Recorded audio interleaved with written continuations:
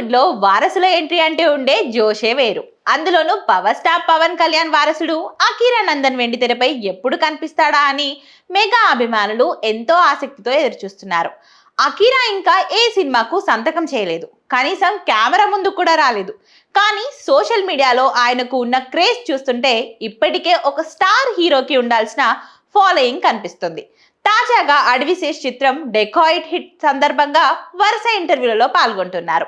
ఈ క్రమంలో అకీరాతో తనకున్న అనుబంధం గురించి, ఆయన సినీ ఎంట్రీ గురించి అడవిశేష్ ఆసక్తికర వ్యాఖ్యలు చేశారు.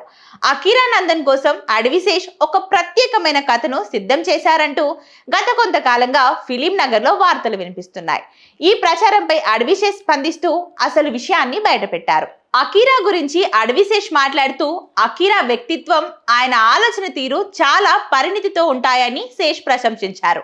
అకీరా కోసం కథ సిద్ధం చేశారా అన్న ప్రశ్నకు సమాధానం ఇస్తూ, అకీరాకు ఇప్పటికే విపరీతమైన ఫ్యాన్ బేస్ ఉందని, తన ఎంట్రీ కోసం లక్షలాది మంది అభిమానుల్లాగానే తను కూడా ఎంతో ఆసక్తిగా ఎదురు చూస్తున్నానని అడవిశేష్ తెలిపారు. అయితే కథ గురించి నేరుగా క్లారిటీ ఇవ్వకపోయినా అకీరా నందన్ ఎప్పుడు ఇండస్ట్రీలోకి వచ్చినా అది ఒక సంచలనమే అవుతుందని ఆయన అభిప్రాయపడ్డారు.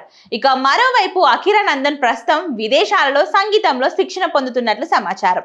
తల్లి రేణు దేశాయ్ కూడా గతంలో స్పందిస్తూ అకీరాకు సంగీతం అంటే ప్రాణమని, తన కెరియర్ విషయంలో పూర్తి నిర్ణయం అధికారం అతనికే వదిలేశామని తెలిపారు.